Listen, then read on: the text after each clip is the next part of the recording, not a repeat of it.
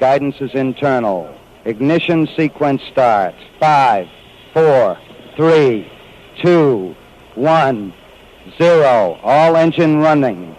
Liftoff. We have a liftoff.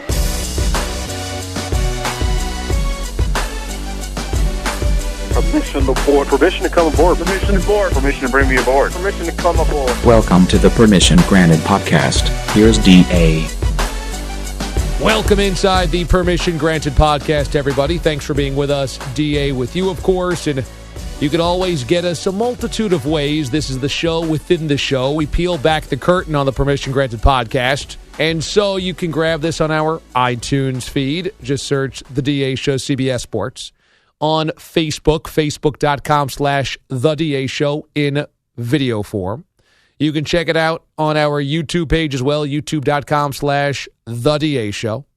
And on our audio page, DA on CBS.com. Click on the audio tab. Coming up, Mraz has bowed out of the Side B today. Yeah, bad news. So Joe D is going to talk to one James Ward. I'm also going to see if I can rope Mraz into discussing why he is bailing out of this one. But coming up here next, David Hunt, the president of Hunt Auctions. And they've got a big event coming up, Super Bowl week, as they are auctioning off a ton of incredible NFL items from the NFL experience in the Moscone Center in San Francisco, where we will be for Radio Row. David, how are you? Great to be there. Appreciate you dropping on by. I know your history in sports memorabilia goes way back to your teenage years, like 14 years old collecting baseball cards. Is this back during the glory years of the 80s? It is. I'm dating myself a little bit, but it's certainly changed and evolved a bit. We certainly were not affiliated with any leagues or players or anything of that nature back then, but it's amazing to see the staying power of this memorabilia, and really the memories that it represents is why I have always believed, that people go after these things and acquire them in the way that they do. There's a couple of kind of notable cards out there for people of a certain generation. The 89 Upper Deck Ken Griffey Jr. rookie card is one of those. You know where you were when you got your first. What was the card that meant the most to you when you first started collecting? I don't know that it was one specific card, but it was sort of this, new mentality that, and even though I was very, very young, you could realize that these things and objects and cards were not just something to have fun and collect, but actually something that you could do all those things and by the way, make money off of them. And it was hard to actually believe at the time, but then as it grew and evolved, especially as I got older, it made a lot of sense. To think, during all sorts of times in American history over the last 100 or so years, war, economic downturns, what have you, sports, right or wrong, quite frankly, always sort of transcends it. People are always looking to sports as a diversion, always looking to that as something that they count on in their lives. And the memories, the cards, the memorabilia that relate to these sporting events, players and teams, really evoke those same feelings, and I always felt that that's why the business would be such a long-standing business, and it has, luckily, for everybody involved. So in the 80s, it's baseball cards that everybody's going gaga over, and then football cards are in the mix there as well, basketball and hockey cards, but trading cards was the big thing. And then how has that evolved to now where it feels like baseball cards in the card industry has taken a back seat to actual kind of like game-worn memorabilia and stuff like that? Yeah, I think it's an evolution. I think that's probably the precise term I would use. Baseball cards, football cards, sporting cards in general are still the hallmark of this. That's what's collected. That's what's written about and talked about. However, the unique nature of game-used objects, of historic pieces, things that you could not have predicted would be worth anything. They weren't made to be worth anything, but ended up being worth something.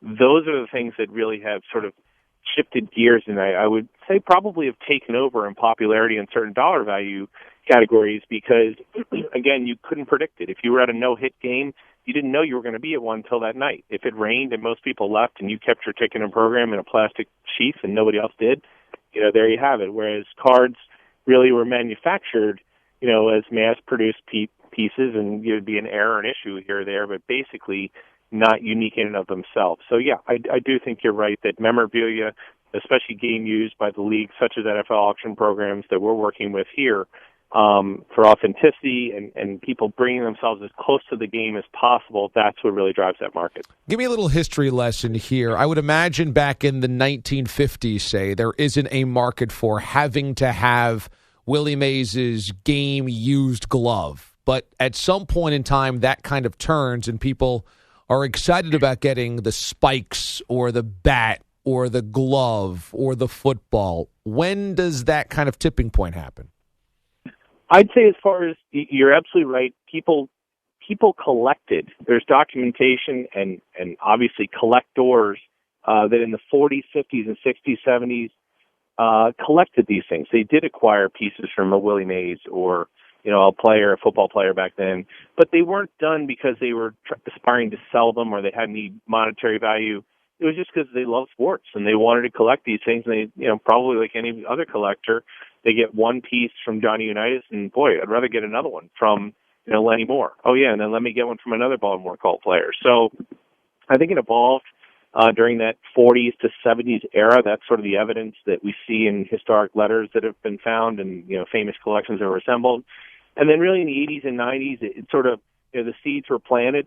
The card market exploded, but really around, mid-90s into the 2000s is where the memorabilia side just absolutely took off. I mean, it's outperformed just about every major market financially as far as returns.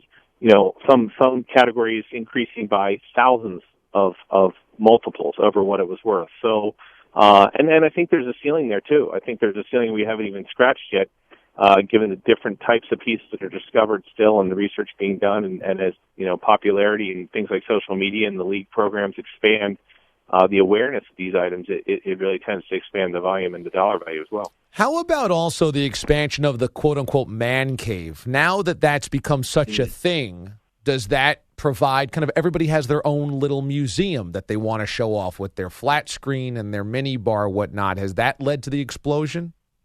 No question. No question. It's also led to the explosion of wives trying to consign the items after they take them out of the man cave. But all kidding aside, yeah. I mean, it really has. I mean, entertainment systems, the popularity of all the different programming and television options that people have, and cable and online mediums. It becomes overwhelming at sometimes, but probably like other businesses that it's related to. But yeah, there's no question. Just general awareness, general ability for people to watch their players and teams. I mean, that sounds like a little factor, but in our world, you can have one of the stations or online streaming services that wasn't available years ago that now somebody in the middle of the country can watch a New York Giants game. So maybe, for whatever reason, they become a New York Giants fan. They start collecting New York Giants items, even though never been to New York possibly, never even seen a game in the stadium. But with all these different ways that they can access and view these teams and sports, it's changing our world too, that we sort of have to keep up with it as well. You see that with the online baseball cards and online sports gaming as well, and interactive elements. Does that relate to a Babe Ruth ball? No, not necessarily, but it does relate in a very general and broad sense to popularity and the draw itself of the medium. So you guys at Hunt Auctions hold a number of world record prices across a ton of different sports memorabilia. What's some of the more notable items that have gone for record prices that you guys have had? Gosh, we've done it now for 24 years, and we've been absolutely fortunate to work with some of the greatest names in sports and also some of the greatest items that they happen to have. So it can range from, one time we had at Major League Baseball's All-Star Game auction, which we conduct annually, we had the ball that Babe Ruth hit for a home run in the 1933 All-Star Game, which was the first All-Star Game and the first home run in the history of the All-Star Game. So we knew it would do very well. And that was in 2006, so we're talking 10 years ago at this point. The estimate was 100 to 200,000. It brought almost 900,000. So that clearly exceeded those estimates and expectations. Probably most notably were two collections that included some significant world record pricing, where we were very, very blessed and honored to handle Joe DiMaggio's things for his family and Ted Williams' things for their family, and held the live auctions respectively in Times Square, and also at Fenway Park for the two great iconic players. And there were just a number of phenomenal prices and pieces, as you can imagine, from icons like that. So, again, having worked with so many different players, Johnny Unitas, his family, Roy Campanella, Whitey Ford, Thurman Munson, that could go on. We've been really very, very fortunate to have been associated with so many great players, and obviously also doing the auctions for Major League Baseball at the All-Star Game and also the NFL with NFL Auction Partnership at the Super Bowl. It's been a lot of fun, and we'd like to think that we've advanced the market and also, maybe most importantly, done it in a very appropriate, professional, ethical way to make sure folks are getting the authentic pieces they want, guaranteeing them as such, and making sure that as best we can, we're going to give them a product that's going to increase in value as well. How about also, just coming across those personal family collections that you mentioned? Do you guys kind of go maybe, kind of feel like Indiana Jones almost, when you just get like a family collection and you get to go through Ted Williams' family collection? Is it kind of mind-blowing? It is. It's overwhelming. If you let yourself, sort of be engrossed in the moment, it can be very overwhelming. And we don't do that. You try to stay grounded and treat it like anything else. However, we do that in reverse. We treat everybody's items like they're a significant family or significant player's family. And thusly we'll have the same process and same protocols in place that allow you to do the things that we do at the level that we do them. But yeah, no question. I remember very well, many, many stories. We were in Ted Williams, home, literally looking through things and finding incredible pieces, discovering them with the family at the same time. Joe DiMaggio's things, one of the most famous stories I recounted from that when we did it in the time was we were sorting through his belongings, obviously in a confidential way, and many, many things we don't sell. Frankly, that's just as important. Things we don't sell that are not appropriate to sell, they're sentimental or otherwise, and we return them to the family and we advise them what not to sell. Just because it's worth money doesn't mean you should sell it. But at one point obviously Joe was famously married to Marilyn Monroe. And we literally discovered several handwritten letters from Marilyn to Joe that had never been out there publicly. And, it was a sensitive topic. First of all, it was chilling for me to see these. I was probably the second person to read them other than Joe DiMaggio, quite frankly, as private as he was. So we take that very seriously, and we had to have some long discussions with the family, discuss, is this the right thing to do? Is it the right thing to sell it, no matter what it's worth? And ultimately, we actually sold them, and they decided to sell them because they were very positive letters. They showed how much Marilyn did actually love Joe and what their relationship was. And that was never out there publicly before. So, we unveiled them on a major national, morning news program, and it was, very exciting discovery. And they ended up selling for tens of thousands of dollars, but it really wasn't so much about the money. It was putting those facts out there that sort of dispelled some myths that, they really didn't care about each other the way it was portrayed, et cetera, et cetera. And so when we get to see those pieces of history literally in our hands and get to experience them, handle them, and share them with the public, that's sort of a win across the board. And anytime we can involve a charitable entity, in that case it was the Joe DiMaggio Hospital. In this case, for the Super Bowl this year, it'll be NFL Auction Charities. We're thrilled to do some good as well. So you guys will be at the Moscone Center, which we will be at for Radio Row on the week of the Super Bowl, because you guys have Super Bowl 50's live auction going on down there, the NFL Experience as well. So I guess we will see you guys down there. That should be a lot of fun. You guys got some cool pieces?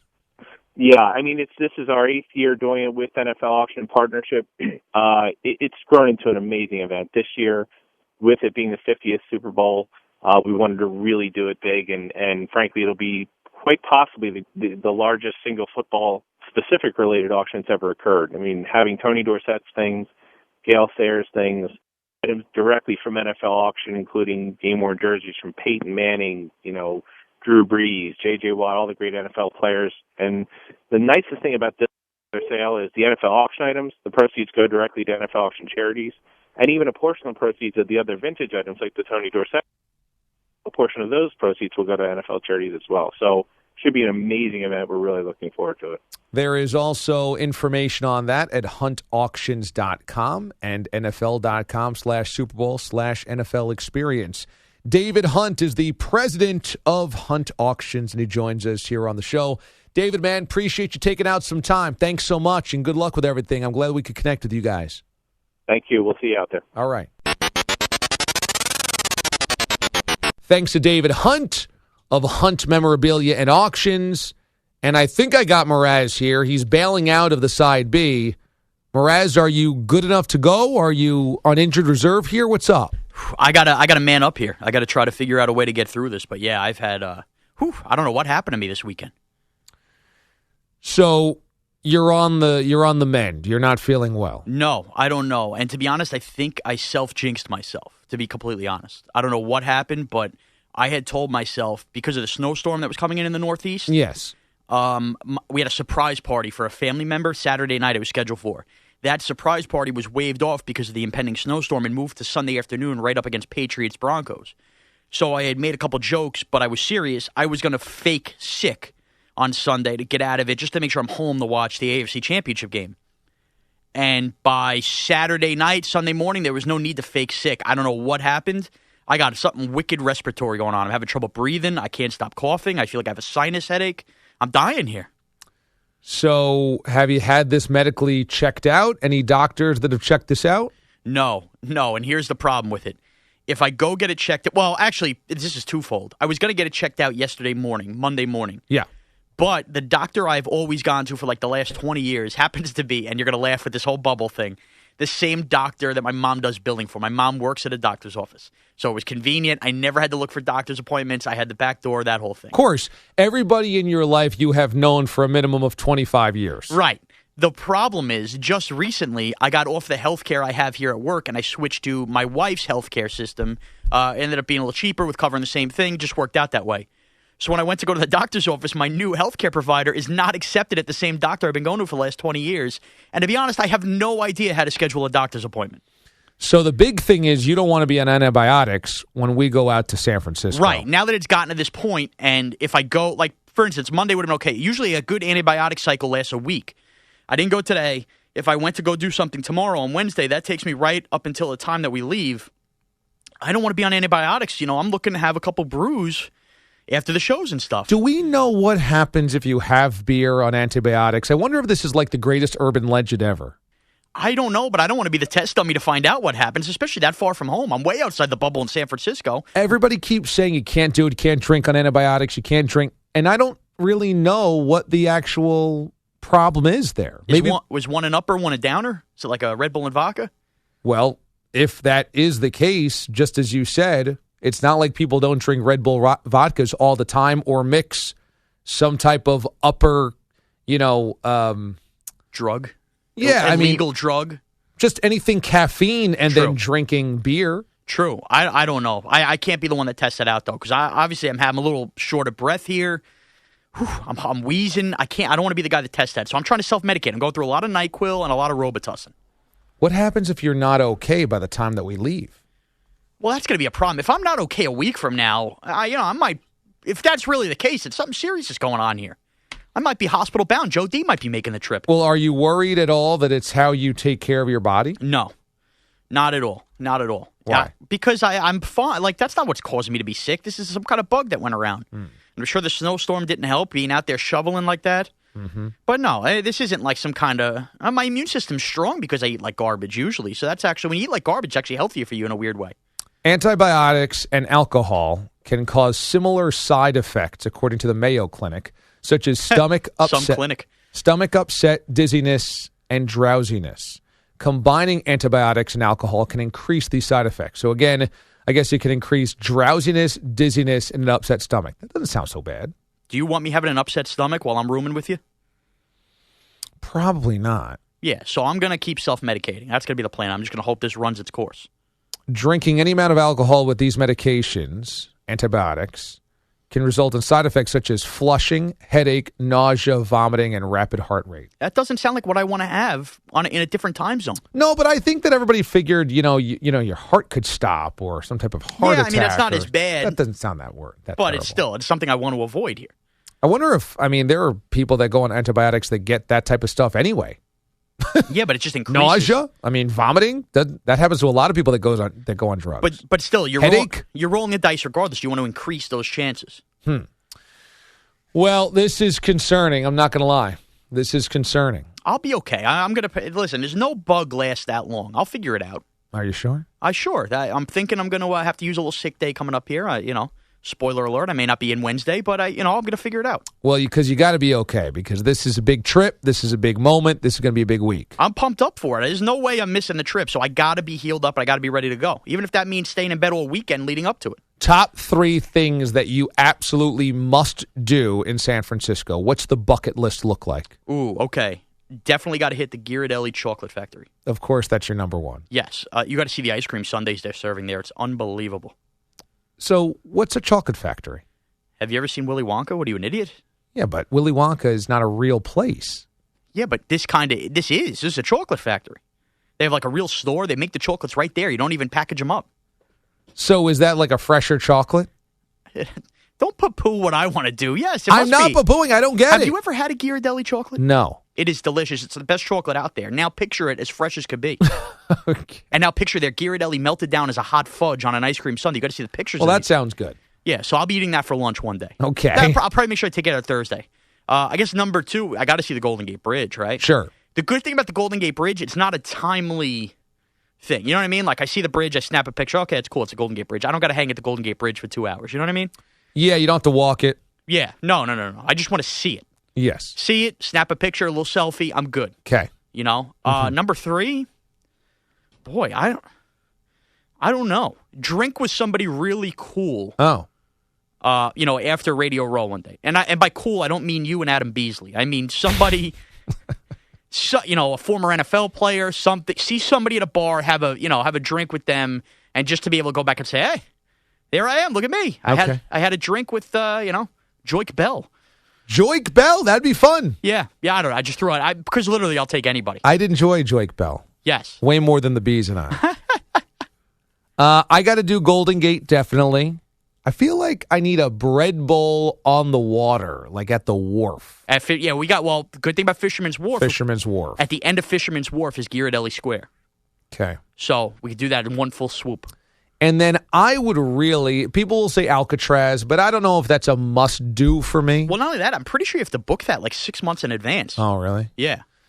So I would have loved to seen AT&T Ballpark. Ooh. And I wonder if they give tours. They probably do. Out of season, especially Super Bowl week. Dude, if we could do Fisherman's Wharf, Ghirardelli Square, Golden Gate Thursday, I already looked it up. AT&T Park is just within walking distance of the Moscone Center. Be great to do a little tour Friday before we hit Radio Row. We have not thrown in there Chinatown. But I mean, that'll happen. That's regardless. We're getting Chinese food. I have to. I love Chinese food. I want to try their Chinese food, but that's not a bucket list thing only because our Chinatown's amazing here in New York. Yeah, plus it shouldn't be a bucket list thing because you're just going to do it. Number 2, do we have to go see the Full House? Do we? I mean, I always liked Full House, but I mean, I don't need to. That's a weird spot where you just look at the house. And by the way, there's their big park right there. I know, you overlook the park. Where they played with Comet. Comet, that's good remembering the dog. But once you overlook that house, like all the houses look the same, so how could you be sure you got the right one? What about Lombard Street or Lombardi Street? Which one of the two? The really windy one. Oh, yeah. We do. I think Lombardi Street is the street the Full House is on. No, well, I don't know how it connects, but specifically the place that everybody goes to watch is the one that goes back and forth, the windy, and they sit at the bottom of this hill and watch the cars come down. Oh, we could see that. That'd be nice. And what about taking a trolley? I was just going to say that. We got to hop on a trolley for a stop or two, right? Well, now we've listed way more than 3 things. And we're working every day. Huh. We're trying to drink at night. I think the thing is, like, we cannot be sleeping until 11 a.m. We got to get up by 9. No, there's no question. You can't sleep that late. No way. No, you got to get up 8, 9 and go see some stuff in the morning. I'm never a sleep late guy on vacation. Sleep on the plane ride home. Oh, yeah. Because we got to get stuff accomplished before. Because once we go out at night, like once the show ends, we're going out at night. The sightseeing's done, basically. Oh, yeah. So, yeah, let's wake up. I would do a 10 a.m. ice cream sundae, Garrett. There's no doubt about it. Will that be open that early? Yeah, opens at 10. I already looked it up. Opens at 10 a.m. I Google map walked it. Is Candlestick still No, there? it's completely torn down. I did a little... They tore it down? Yeah, already? They tore it down. Yeah, it's nothing but rubble. Again, I did a lot of Google Maps. I've been overlooking things. That's a little disconcerting. That doesn't even exist anymore. It doesn't. But what are you going to do? Old Kezar Stadium, where the Niners played before Candlestick. I didn't even know that existed, to be honest with you. That's still there. That is still there? Yeah, but I think it's converted. We're not venturing over to Oracle, are we? No, that's just an arena that nothing happens during the day. Now, if there was a Warriors game that I would week, check. That would be great. That'd be unreal. But there's not. For some reason, they're on the road. Really? Yeah, which I feel like a lot of times I hear stories of people going to Radio Row and they always hit like a game of some Yeah. kind. No, nothing. Nobody's in town. Wow. Sharks? I didn't look into the Sharks because San Jose is a bit of a trip, you know? Yeah. And you figure if the puck drops at 7, that's what time we get off the air. Yeah, it's true. I would love to go see a Sharks game. That'd be great. But Shark you know Tank. what? Maybe we'll just watch the Sharks on TV and drink. Shark Tank. Yeah, okay. All right, so that's our list coming up for Radio Row on the week of the Super Bowl. We'll see if Mraz can get healthy. I don't know, big guy. Is Mraz going to survive? Is Mraz going to survive, literally? So you had to defer Side B coming up. Yeah, Side B. I told Joe, I said, you've been watching me do this long enough. You've joined me. Called James Ward up. You guys take your hacks. And they both happen to be two people that worked during the Great Blizzard over the weekend, and Joe D could not get home. So they discussed their winners or losers of staff at CBS Sports Radio. Ah, very good. On who got stuck here for the weekend. I'm looking forward to that. All right, Yes. very good. Quick note, did you see my picture that I posted today on social media of my hair in high school? Looking like a real-life Beavis and Butthead. Yeah, it's more like an afro. It's like an Italian afro. The problem is it's not round enough to be an afro. Yeah, but It's almost like, you know the clown Bello? No. He got like the hair like Bello going straight up. It's like a Kid and Play afro. It's shocking. It's a hair cylinder. I shocked me. That's why it's not really Beavis and Buttheady, because Beavis and Buttheady's like wavy. This was built like a silo. I guess. Joe D called you Jimmy Neutron, which I thought was fair for the kiddies out there. Yeah, I think that's fair. I mean, let's be honest. You were a disgrace when you were a kid. There's no question. I just... And now we know why you got out of your bubble. Yeah. Right? Wasn't comfortable. No, wasn't comfortable. You couldn't move 6 houses away and still look like that. There was nothing good that was coming out of this bubble, very obviously. Baggy FUBU shirts, jeans, and big hair. Not good for you. Career would not have carved out. Not even FUBU. It was like rugby shirts of the mid-'90s, like on a Friends episode. It's all bad. All right, so that is your permission granted podcast, Side A, and the transition. Let's go to Side B right now. Welcome to Side B of the Permission Granted podcast. I am your associate producer, Joe D'Aloisio, joined by fellow associate producer, the man who has complained to the people that he isn't on the PGP enough, James Ward. James, how you doing today? I'm doing well, and not only do I get to appear on the PGP today, I also don't have to talk with Mraz, so that's a win-win. Oh, that's definitely a win. And now for all you loyal listeners who are probably wondering where the hell Mraz is and what happened to him, he's fine.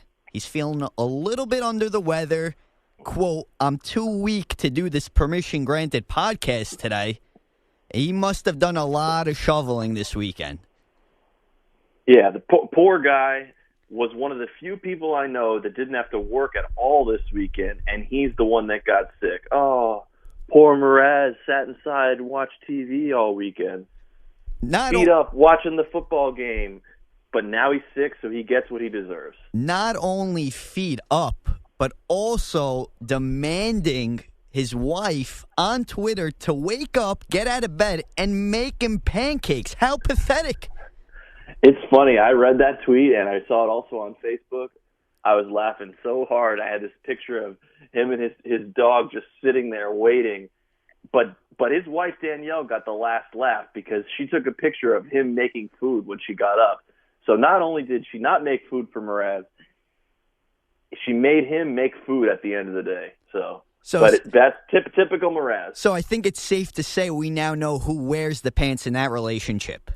Yes, as if we didn't know it already, definitely know it now. That definitely cemented it. Now, on the East Coast, New York City particularly, where we're broadcasting from, this past weekend was Armageddon with the snow. We got bombarded with snow. New York City was a ghost town, and whenever it gets empty like it was this past weekend, it's kind of scary. Now, James, I know you and I, we were both here for pretty much the entire weekend, along with the rest of the staff between CBS Sports Radio and WFAN.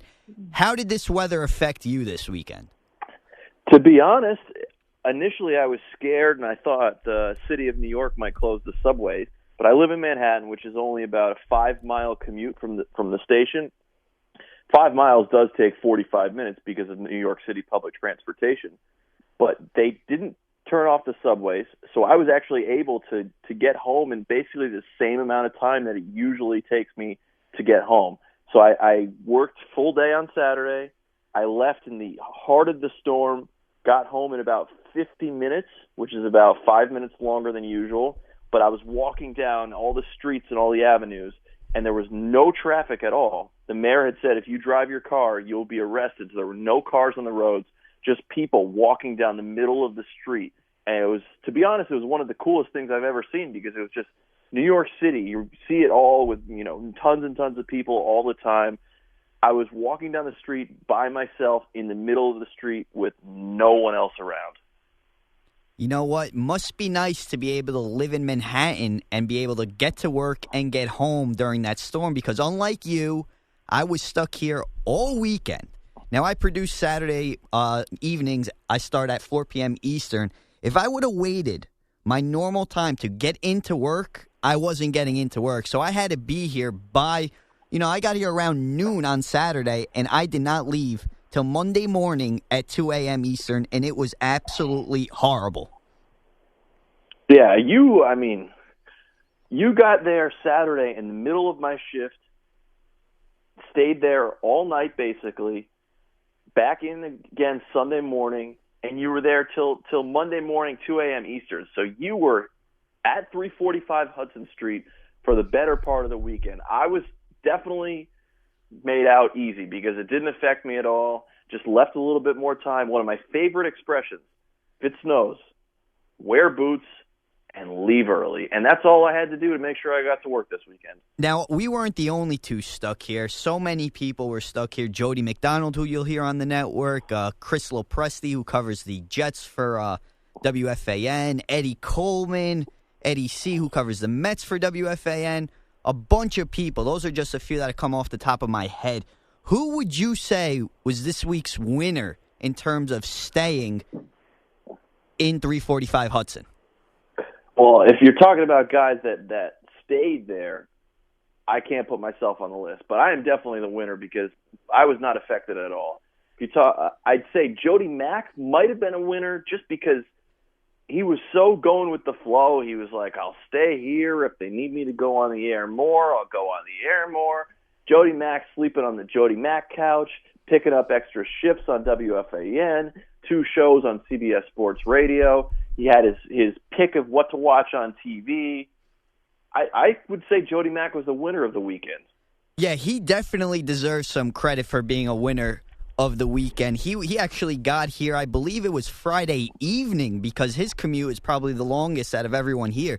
So he was stuck here since Friday evening, took it like a champ, camped out on a couch all week, and I got to give Jody a lot of credit. Another guy, though, who definitely deserves a lot of credit is Chris Lopresti, because similar to Jody Mack, he was stuck here, I believe, from Saturday morning, and then had to spend his birthday here, shoveling out his poor car. I mean, you couldn't even see his car with all the snow that we got. You know what? I love Lopresti, and he handled it very well. But I think if you pick anyone that was involved in the whole situation at 345 Hudson Street, I'd say he might have been the loser of the whole bunch because he spent his birthday sitting around the newsroom just waiting for it to be time for him to go home. He was there for almost 48 hours. It's a hell of a way to spend your birthday. I mean, do you really blame the kid? He wants to make money. If he's not working, he's not getting paid. And let's be honest, if he doesn't come into work that weekend, he's just sitting on his couch at home. It's not like he's getting anywhere. No, I understand that, and I understand his position that he wanted to work, he wanted to take the shifts, but your birthday, you're stuck at work, the snowstorm, you can't leave. He handled it very well. He handled it a lot better than I would have been able to handle it. That's for sure, and I definitely wouldn't have wanted even attempted to shovel my car out of what he did. I mean, his car was buried. And surprisingly, it didn't take him that long, but between the plows that were passing by in New York City, it kind of just dumped extra snow on his car.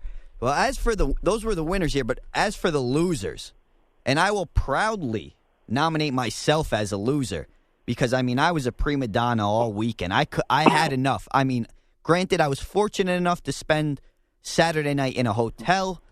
But listen, I mean, I guess I'm just spoiled because all I wanted to do is go home, sleep in my own bed, in my own shower. I mean, I didn't have it that bad, but I certainly complained all weekend. You complained all weekend. You were a big baby all weekend. Come on, Joe. You got a hotel to stay in. You got work, and I'm one of the few people that I don't think work is that bad because at the end of the day, you got plenty of TVs.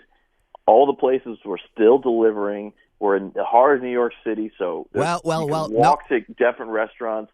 So what are you really complaining about? Let me tell you, Saturday night, nobody was delivering. I mean, all those poor delivery guys on the bikes, no way, no more delivery. So there wasn't a single place. Well, I mean, there was a few places open Saturday night after our shift. We ended up going to get a few cocktails and spent the rest of the evening there. However, when it came to food, you know how it is in New York City, expensive. All day Sunday, I was buying takeout. I felt like a slob. I felt like Mraz. I was eating buffalo chicken, wings, burgers. I was starving. And you know me, Joe, I love being at the gym. Didn't get my workout in. It was not a good weekend. Now, serious question for you. So you admittedly ate like crap all weekend. Did you have a little food remorse this morning when you woke up? Oh, yeah, and I do not have a Buddha belly, but my belly's been turning and moving around, making some strange noises, and it's not okay. I'm not sure if I'm going to make it tonight.